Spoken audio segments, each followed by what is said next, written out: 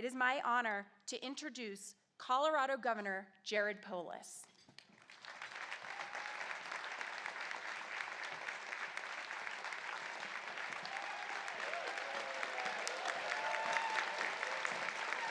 Thank you so much for the kind introduction.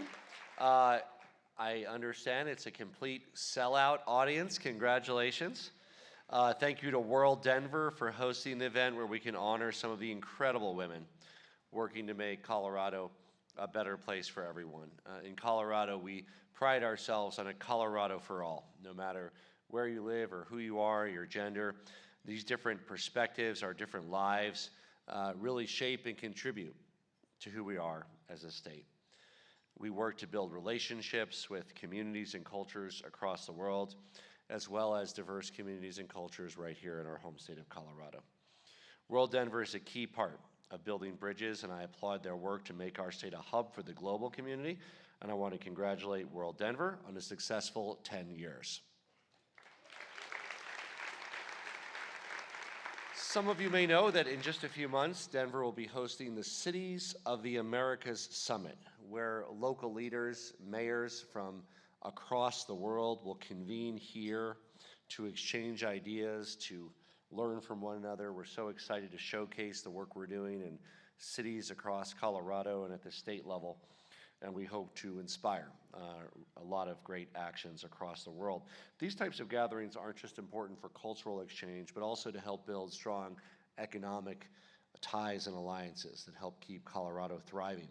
So we look forward to welcoming our friends and leaders from across the world in just a few months. The more we can elevate the great work being done by leaders at all levels, the more we can help inspire women and others to follow in their footsteps, and that's what we're doing here today. I want to congratulate the Friendship Bridge for their recognition, and I couldn't be more proud to introduce our next honoree.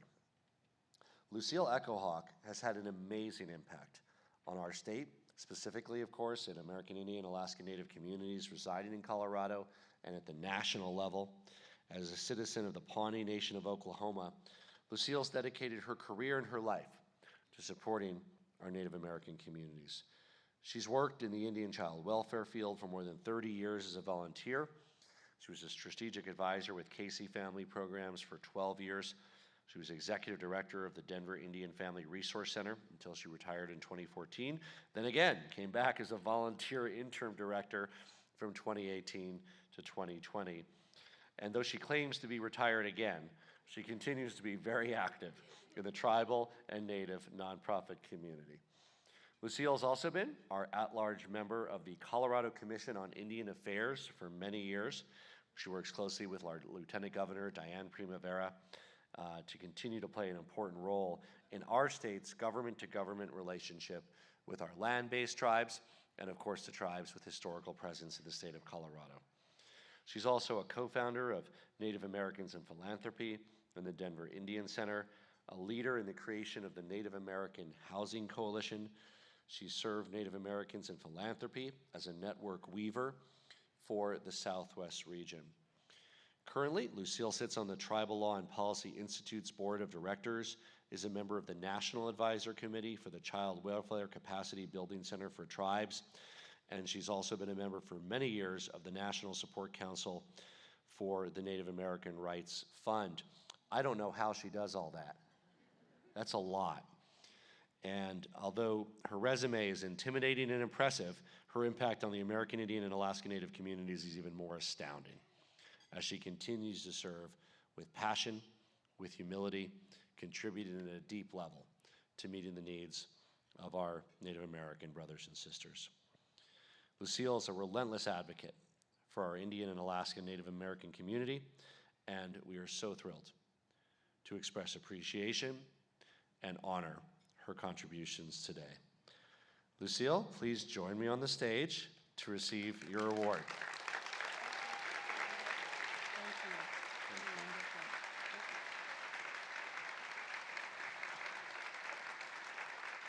Congratulations. So let's come over here to take a picture.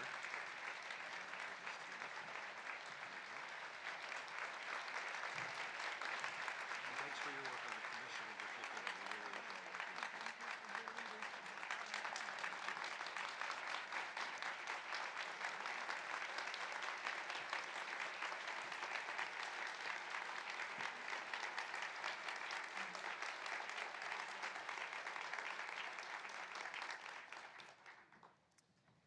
Thank you so much. Beautiful introduction, Governor Polis. He's my fourth Democratic governor that I've had the pleasure to serve under, and he's the first one who invited me to his inauguration. So thank you again, Governor. It was a wonderful experience, and we convened in Lieutenant Governor Primavera's office with the youth leadership that was there from Southwest Colorado, and I had the pleasure of meeting not only the Lieutenant Governor's family, but also Governor Polis' family, and I felt like a member of their families. It was just such a wonderful, wonderful experience. I just am in many ways without words for this recognition.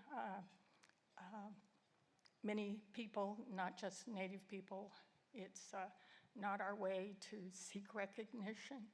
It's what makes the work we do worthwhile is to see the difference that it makes for people both at the local level, regional, and certainly the national, and to some degree the international level.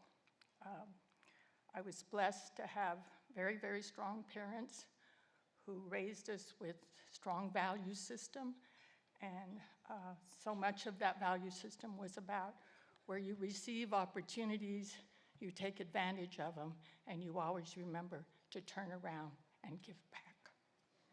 And my family has been blessed with many opportunities, and we have all tried to do as our parents taught us, to always give back.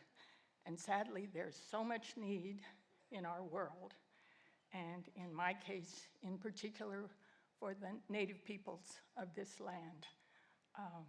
My brother, John Echohawk, is a founder of the Native American Rights Fund, which has had its home here since its inception in 1970, and still at age 77, he is the executive director of that organization. That's just a small example of, he's obviously one of my heroes, and certainly took to heart what our parents taught us.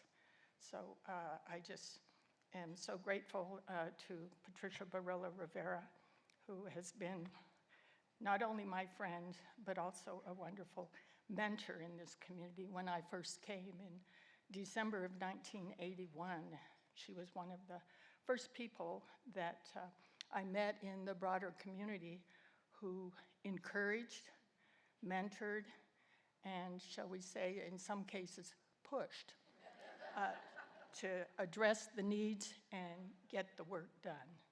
So thank you, Patricia, for all that you do in this community and all those you continue to bring together. It's very, very special and meaningful.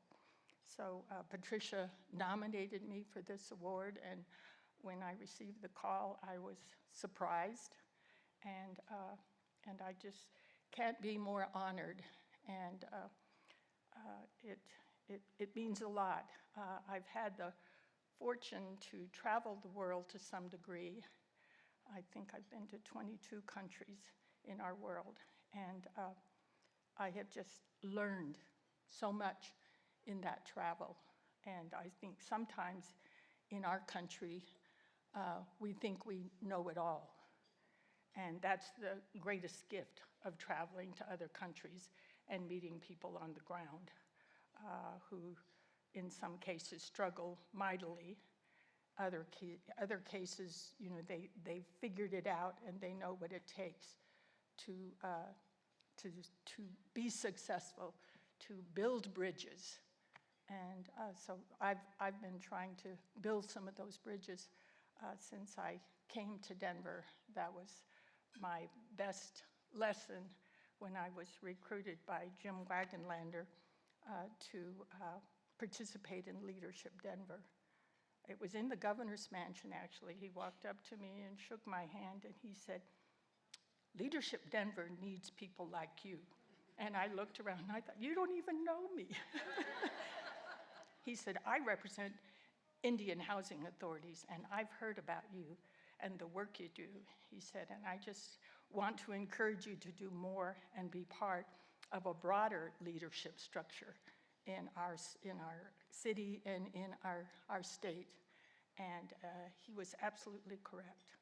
And I just so valued that experience and all the wonderful, wonderful fellow participants in Leadership Denver that I came to know and began to build bridges. And part of those bridges were also built thanks to PBR through the what is now the International Women's Forum Colorado, or maybe it's the other way around, Colorado International Women's Forum. They've changed their name. But I never thought that I would ever be invited to a prestigious group like that. But PBR, in her advocacy to make everything more inclusive, I was invited to become a member of the forum, and I think I'm one of the few Native women that has ever belonged to the forum. And it's been a wonderful bridge building opportunity as well through the years. And that's how we're going to all get to ultimate success, is through building bridges and working together. So as long as I still have life in my body, I'll continue to try to do my part in certainly my community. And for those that don't know, the 2020 census says there are 106,000 Native people who live in the 7 counties of Metro Denver.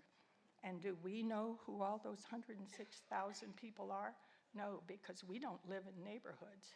We're scattered. And it's a real challenge to the Native Human Service nonprofits in the area to really do the proper outreach. And so we'll keep working at that to try to do a better job and continue to build bridges. So thanks again for this beautiful, beautiful award. It will be treasured, and it's very heavy too.